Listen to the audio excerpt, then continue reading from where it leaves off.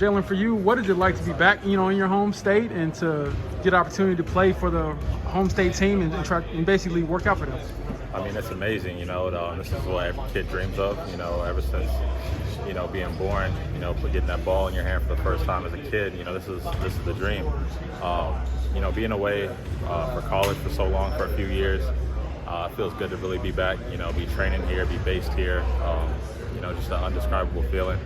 Really thankful for the opportunity. I want to say thanks to all the Pacers staff, just for bringing me and giving me the opportunity for me to just continue to live out my dream. And I just want to really make something up.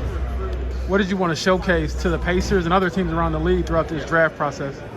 My shot-making ability, my athleticism, just being like an overall good, good locker room guy, good teammate guy, and just my grittiness. I think those are some of the intangible things that the NBA needs, that some of these guys are looking for. And I feel like if you can do all those things at a really high level, you got a really good shot to play at this in this league. Do you have any childhood Pacers memories, or growing up in this state, or is it a little bit different for you? Not specific memories. Mm-hmm. I've been to countless games with family members and stuff like that. That I always cherish. But just being from here, being able to step foot in this gym for the first time, and put the Pacers t-shirt on across my chest. It's an awesome feeling. I just really want to make the most of it and keep grinding. Can you fathom going back to Logansport to landing here right now? In the last few weeks, what have they been like for you? Did you try and wrap your mind around trying to take this next step? I always had a feeling I would get here. I just didn't know how it would happen. At one point, it got to a point where I was like, okay, I'm just gonna trust my work ethic and I'm gonna trust the process. I put my head down, locked completely in, and just was working, working on my body, working on, the mental aspect of it, both on and off the court, and just completely taking that step. And a lot of good things have been happening. I just plan on doing the same. So you've been working out here. You came back after college? Or? Yeah. So right after, it was actually a little bit before graduation. Graduation was a couple weeks ago. But after I finished up, one of my last classes in New York at school, I came down here, staying with a couple of my childhood friends. Just been locked in ever since, working out with a couple of local guys that I've known for a while. Definitely enjoying my time, making the most of it, and just sticking to the grind. Is that the first time you've been back since the tournament?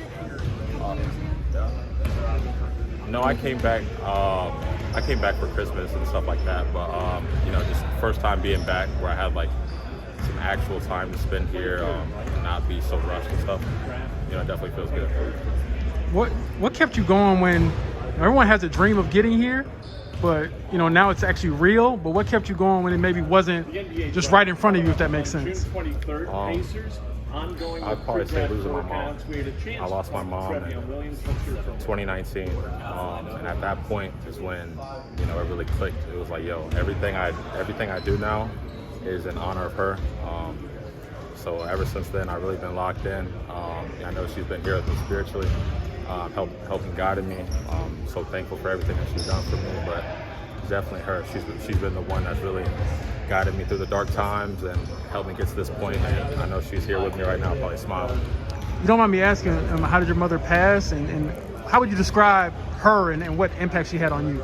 Yeah, so she had some heart issues she was dealing with for a while. Mm-hmm. But she was my everything. She was my rock. She was the person I could always look up to, always count on.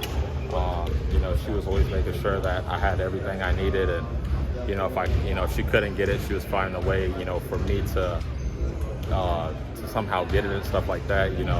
She was my everything, and I can't really use words to describe all that she was and all that she did for me, but just to be here, to know that all the time and effort and love and care and passion she put into me, that it's paying off. I know she couldn't be happier, and I don't plan on stopping now. How would you describe the type of fan she was? You got some fans that are parents that are kind of crazy. Was she quiet? Was mom's hard on you? Yeah. No, she was definitely really loving, caring, more on the passionate comfort side. Okay. She wasn't too into the whole yelling aspect of things. She liked to see things from all perspectives. Mm-hmm. So, if we ever didn't see eye to eye, we were talking things out, trying to, find a way for me to understand, you know, what was right and what was wrong. And, you know, even at times, you know, she admitted that she was wrong. And, you know, but it was something that, you know, we could always talk about and, you know, find a way to overcome. And I'm just so grateful that, you know, she played such a huge part in my life. How gratifying is it to know that you took a very unique path to get here? And maybe does that make it any sweeter to get here after going to a couple different schools, sitting out a year and things like that? I mean, yeah, it makes it that much sweeter, you know.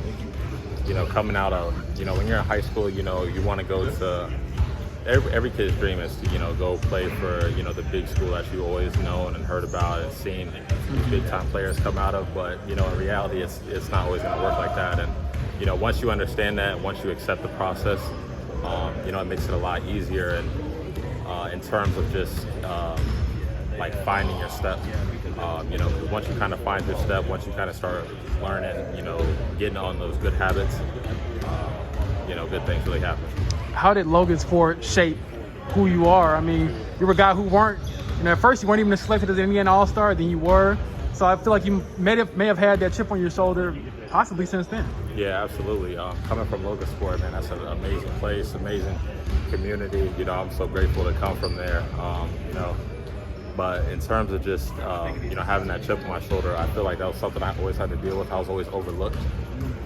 You know, even coming out of high school, you know, I feel like the Indiana team passed up on me, and I was kind of confused, but at the same time, I was like, all right, like I'm gonna use that as motivation, and I feel like I've shown, you know, my true capabilities, you know, at the college level, and now it's time to show what I can do at the pro level. Last one, what would 10-year-old Jalen say about where you are now?